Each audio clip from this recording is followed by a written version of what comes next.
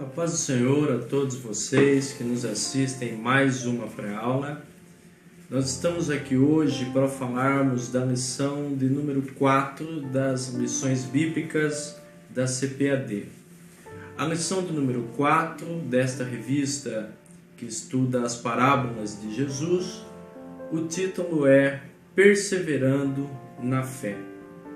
O texto áureo está registrado em Lucas, capítulo 18 e o versículo 7, que diz assim: E Deus não fará justiça aos seus escolhidos, que clamam a Ele dia e noite, ainda que tardio para com eles? A verdade prática diz que quanto mais perseverarmos na fé, melhor entenderemos a vontade de Deus. E a leitura bíblica em classe está em Lucas, capítulo 18, dos versículos 1 ao 8. Os objetivos da nossa lição, eles estão divididos em objetivo geral e os específicos. O objetivo geral é estimular a perseverança na fé. Os objetivos específicos são interpretar a parábola do juiz iníquo, destacar a bondade de um Deus justo e ressaltar a postura da viúva a respeito da oração, da perseverança e da fé. Um dos grandes desafios do ensino é romper a barreira do discurso, levando os discípulos, os alunos ou os aprendizes para a prática. A parábola do juiz iníquo, ela mostra exatamente isso. O interesse de Jesus era levar os seus discípulos a praticarem a perseverança na oração. Nós vivemos num tempo em que estamos acostumados com os famosos determinismos proféticos. Quando alguma pessoa diz que está determinando profeticamente alguma condição, alguma posição, ou alguma coisa que aconteceria ou estaria para acontecer. E por vivermos num tempo de tantos modismos quanto a isso, nós temos visto que é necessário nós ressaltarmos esta importância de que precisamos ter uma vida de oração. E não há nada mais sensato e necessário que ensinarmos acerca da fé e da oração. É necessário que o cristão ele aprenda que a perseverança na fé é uma das exortações bíblicas mais urgentes nos dias de hoje. A perseverança na fé precisa estar acompanhada da oração, pois a oração é a principal forma de comunicação dos discípulos para com o Mestre. A parábola do juiz iníquo, também conhecida como a parábola da viúva persistente, mostra que a oração intermitente em tempos de crise é o meio pelo qual os discípulos do reino se valem da justiça do Pai a seu favor. É importante que você, professor, leia esta parábola que está registrada na nossa leitura bíblica em classe, para que você tenha uma percepção maior acerca do que vamos falar aqui nesses minutos. O tópico de número 1, ele diz, interpretando a parábola do juiz iníquo. Então é importante nós interpretarmos o que esta parábola de fato está querendo dizer. E o item de número 1, ele diz que a parábola do juiz iníquo é uma parábola difícil de se interpretar. A parábola do juiz iníquo tem sido uma das mais complicadas de se interpretar, e um dos fatores para que isso aconteça é o próprio título de que esta parábola recebe naquela epígrafe, aquele título em algumas versões da Bíblia que trazem o título da parábola como a parábola do juiz iníquo. Essa informação tem feito muitos crentes interpretarem de maneira equivocada a bondade, o amor e a justiça de Deus.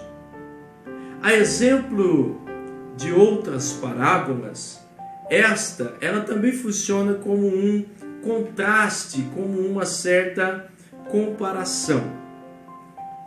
Ela possui até certo fundamento em seu estilo de acentuar a perseverança e se faz acompanhar de um chamado ao discernimento e também estrutura a importância da fé em sua essência, para quando chegar o tempo de Deus defender os seus filhos dentro do seu reino. Por que esta parábola é de difícil interpretação? Porque uma vez que algumas pessoas associam a figura do juiz com a figura de Deus, Deus não pode ser iníquo, Deus não pode ter iniquidade. Portanto, algumas pessoas têm essa dificuldade em interpretar essa parábola de uma maneira correta e eficiente, por fazer esta comparação ou esta semelhança do juiz iníquo com a pessoa de Deus. Mas cabe ressaltar que Deus é santo, Deus é puro e em Deus não há iniquidade. É necessário dizer aos nossos alunos que esta parábola ela está no sentido de comparação que nós vamos falar já daqui a algum momento. O item de número 2 fala sobre o juiz. E nem todo detalhe de uma parábola deve ser interpretado ao pé da letra. A preocupação do comentarista da revista é mostrar o contexto que se passa na mente dos ouvintes. Quando aquelas pessoas ao redor de Jesus estavam ouvindo aquela parábola, qual era a percepção que aquelas pessoas tinham ao ouvir o que Jesus estava falando? Como dissemos em algumas aulas anteriores, não tem como nós querermos interpretar as parábolas do tempo de Cristo com a nossa mentalidade do século 21. Portanto, é necessário entender alguns contextos. E no judaísmo antigo, existia pelo menos 2 sistemas de tribunais. O tribunal judaico e o tribunal gentílico. Lembrando que gentil era considerado todo aquele que não era judeu. Há ainda quem vai entender que o juiz desta parábola fosse um gentil e não um judeu, por conta de alguns detalhes que a parábola cita, como, por exemplo, a própria iniquidade e o fato daquele juiz não temer a Deus. A Mishnah judaica, que é uma espécie de alguns escritos dos judeus que eles têm em paralelo com o Pentateuco, com a Torá ou com outras literaturas hebraicas, declara que em casos envolvendo propriedades, envolvendo terras, a sentença ela deveria ser proferida por 3 juízes. Já Flávio Joséfo, um historiador judeu, ele menciona alguns tribunais judaicos contendo até 7 juízes. Mas a parábola, ela só menciona um juiz, o que poderia aqui estar tratando de um simples recurso que Jesus estava utilizando para simplificar a narrativa. O foco de Jesus não era colocar na pessoa do juiz que daria a sentença, e aqui no caso se seriam 2, 3 ou 7. O foco de Jesus aqui na verdade, não é procurar, e isso cabe a nós, de não querer procurar talvez o entender como é que se funciona os tribunais, ou como funcionavam os tribunais daquela época, mas o foco primordial, mais importante, é entender a condição que muitas viúvas viviam naquela época. Muitas viúvas sofriam nas mãos de juízes corruptos e desumanos, o que levava essas pobres senhoras ao desespero emocional e social. O item de número 3 fala sobre a viúva. As viúvas, na Bíblia, elas eram conhecidas, em alguns casos, até mesmo pelas roupas específicas que elas usavam. Nos tempos bíblicos, as mulheres casavam muito cedo e algumas ainda no início da adolescência. Era comum também que essas moças se casassem com homens que eram bem mais velhos do que elas. Portanto, o fato de se ter uma viúva nos relatos bíblicos, ou especificamente nesta parábola, não significa dizer que a viúva em si era uma mulher de uma certa idade avançada. Muitas viúvas, elas acabavam ficando nessa condição por conta de os seus maridos serem homens muito mais velhos e que em um determinado momento eles experimentariam a morte e deixariam essas mulheres viúvas por conta desta condição natural. E muitas viúvas ficavam abandonadas, sem condições financeiras de se manterem, ao menos, a sua subsistência, a questão da vida. Se a viúva optava em permanecer na família do falecido marido, às vezes ela adquiria uma posição de serviçal, de escrava ou de empregada daquela família. Quando a mulher decidia, às vezes, retornar para a sua família de origem, para a casa do pai ou alguma coisa do tipo, o dinheiro do dote teria que ser devolvido. Então, algumas mulheres optavam por não voltar por conta de ter esta condição da necessidade de devolver o dote.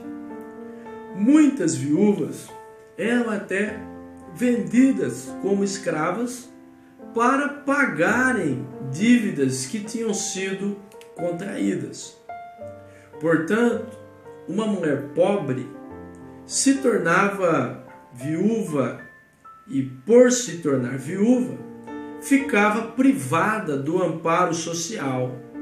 E em caso de alguma controvérsia de ordem pública, algum problema na justiça, esta viúva precisava confiar na honestidade de juízes que estavam ali para julgarem os seus casos.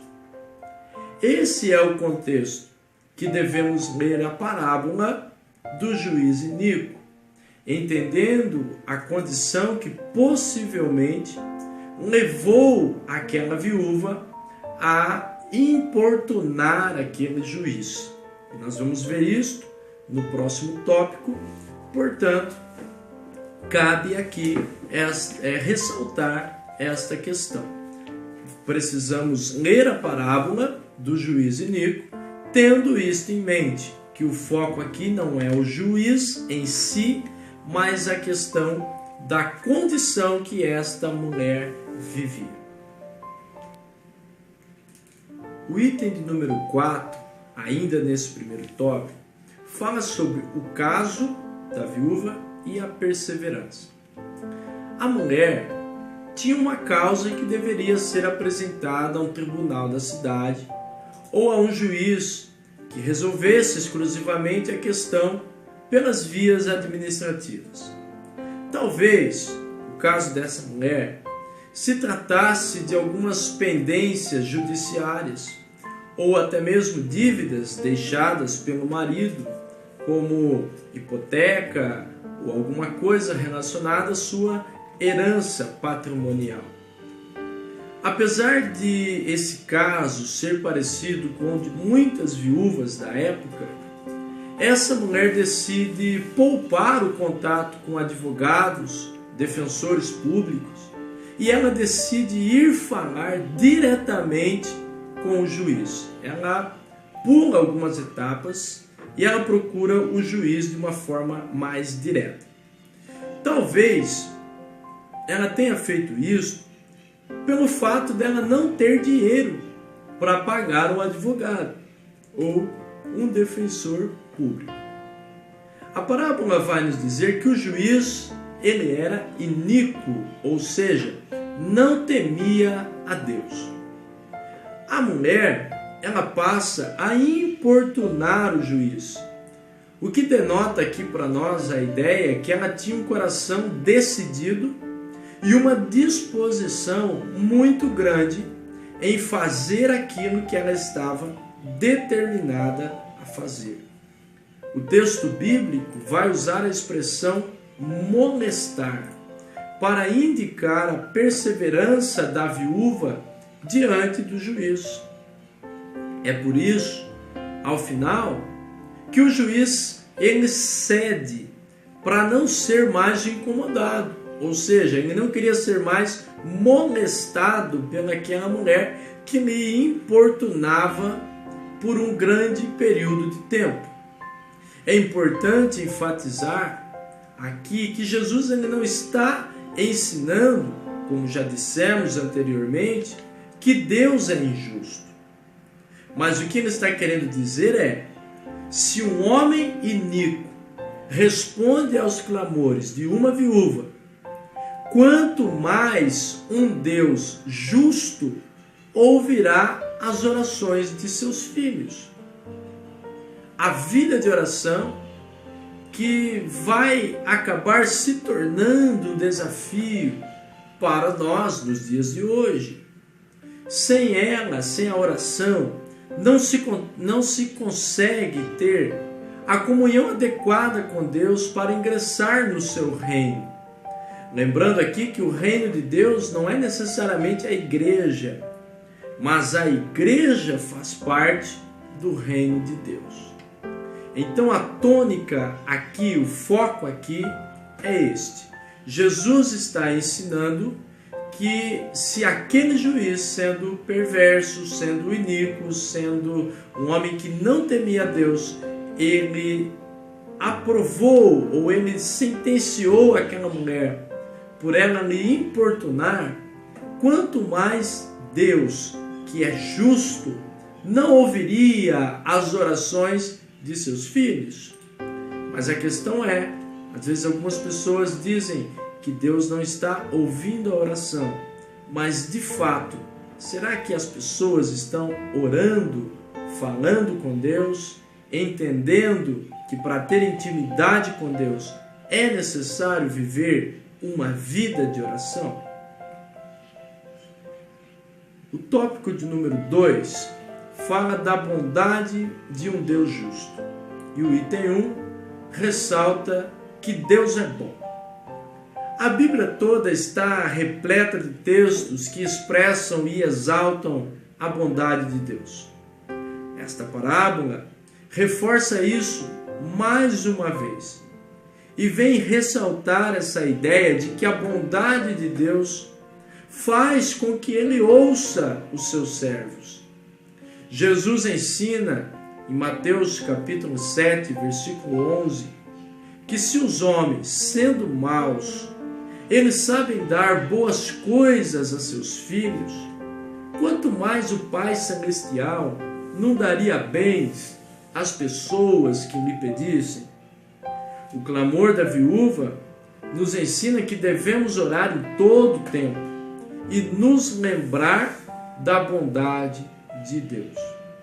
Porque às vezes Deus aparentemente não responde à oração de alguém.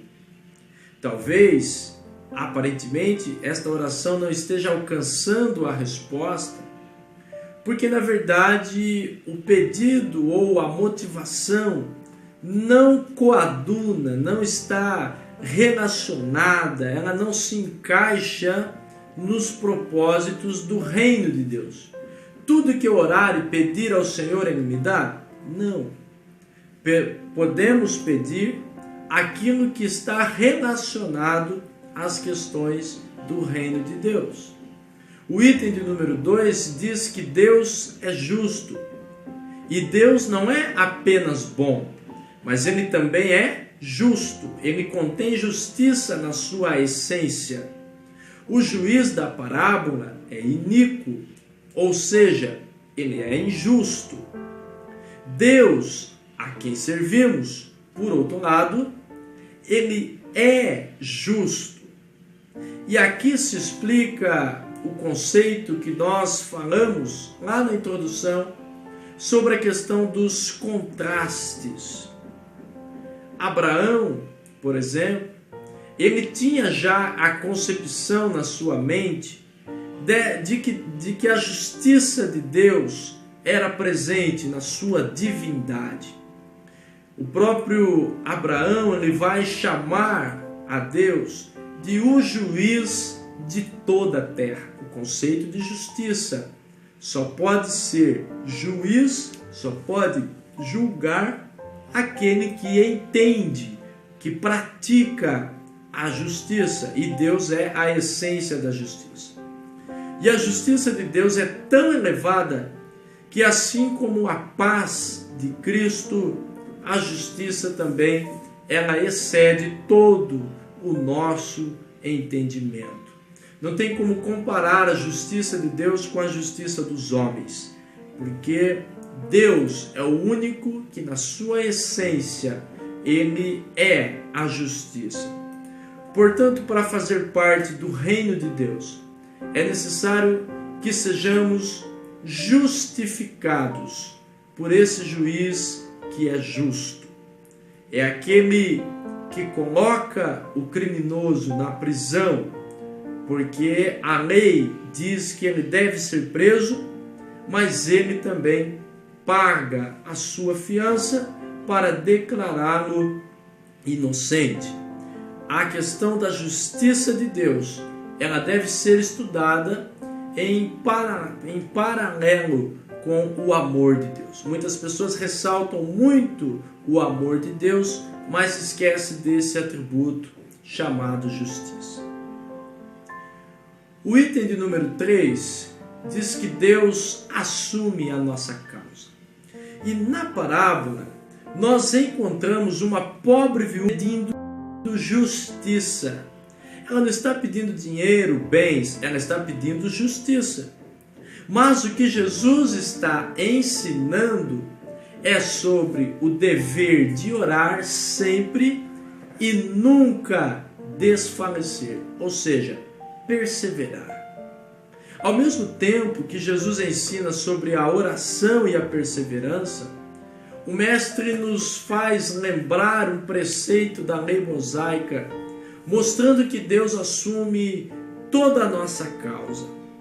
E esse preceito está em Deuteronômio, capítulo 10, versículos 17 e 18, que diz assim: Pois o Senhor, vosso Deus, é o Deus dos deuses e o Senhor dos senhores, o Deus grande, poderoso e terrível, que não faz a acepção de pessoas, nem aceita recompensas.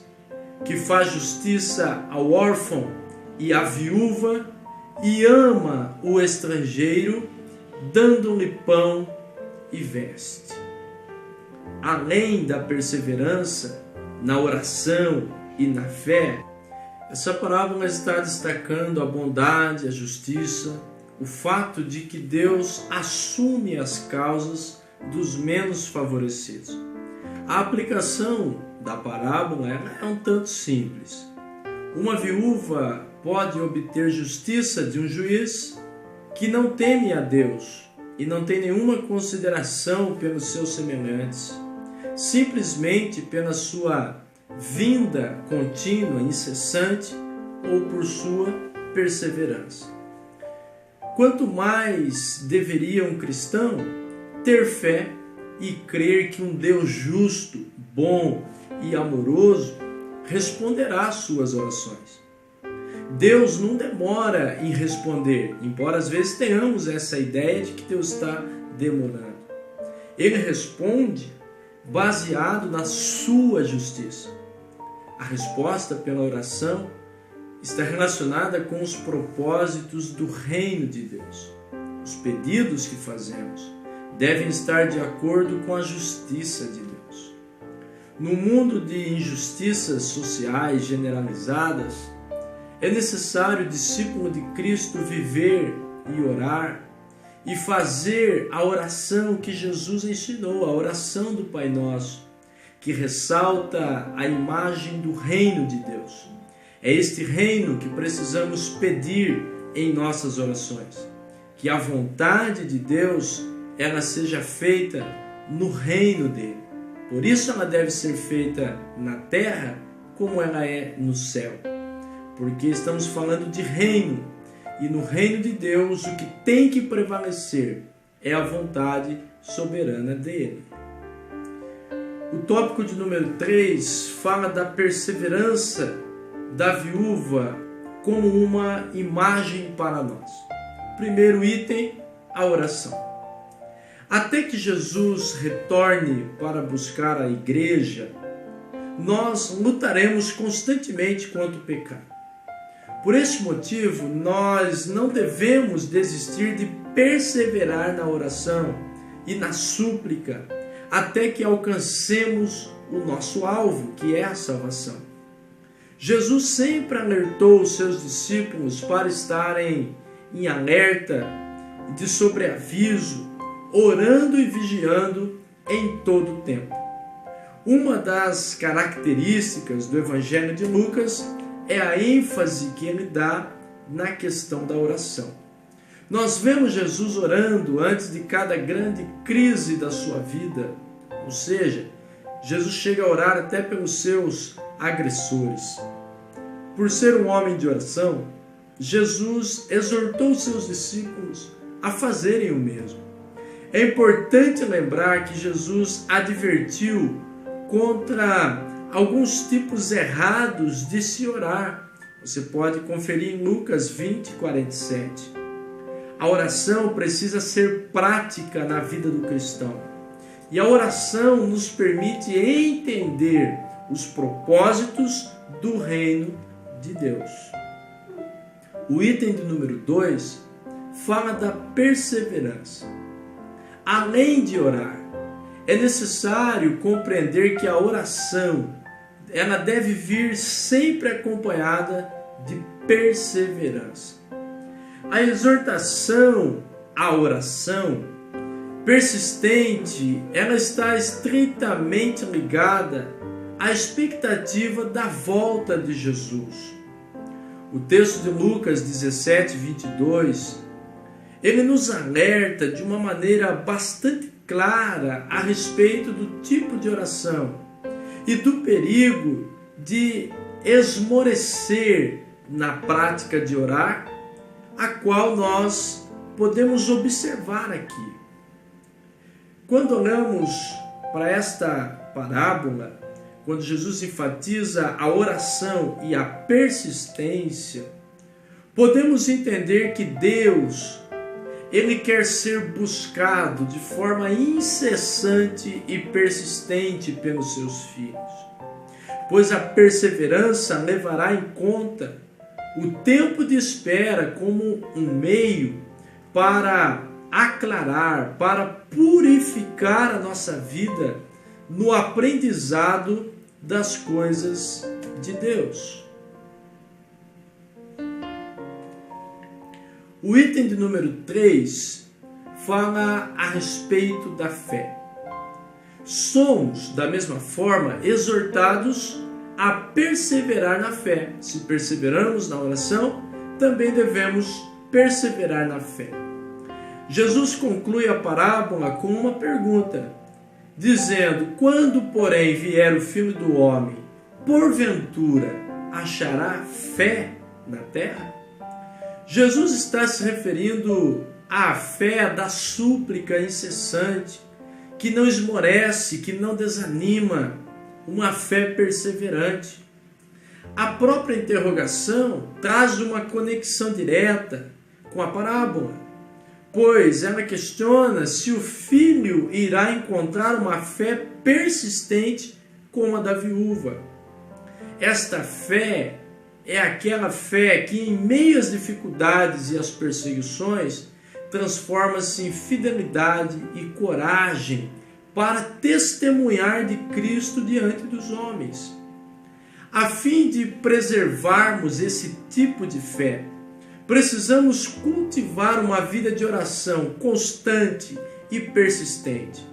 A parábola ensina que a oração, a perseverança e também a fé, evidenciadas na atitude da viúva, são marcas que devem ser encontradas em todo o discípulo de Jesus.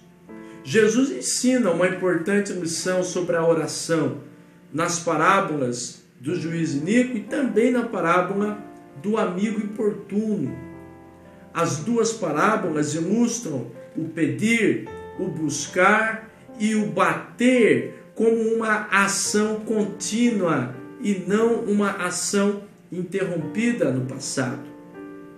Jesus vai enfatizar a ideia de que nós devemos continuar pedindo até receber, continuar buscando até encontrar.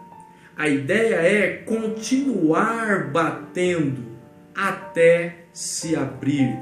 É necessário ter a persistência para que as coisas aconteçam. A interpretação dessa parábola, concluindo esta lição, como um ensino sobre a oração persistente, ela tem sido a melhor interpretação ao longo da história da igreja. A viúva, que com sua insistência constrange o juiz a intervir no seu caso, é um modelo de perseverança na fé e na oração confiante. Esperar com firmeza e fidelidade a vinda do Filho do Homem, ou seja, a consumação da nossa salvação, é o melhor incentivo, é a melhor motivação para uma oração corajosa. Portanto, meus queridos irmãos, professores, que ensinarão a respeito desta parábola, dediquem a Deus as vidas de vocês em oração. Nós devemos dedicar as nossas vidas em oração ao Senhor.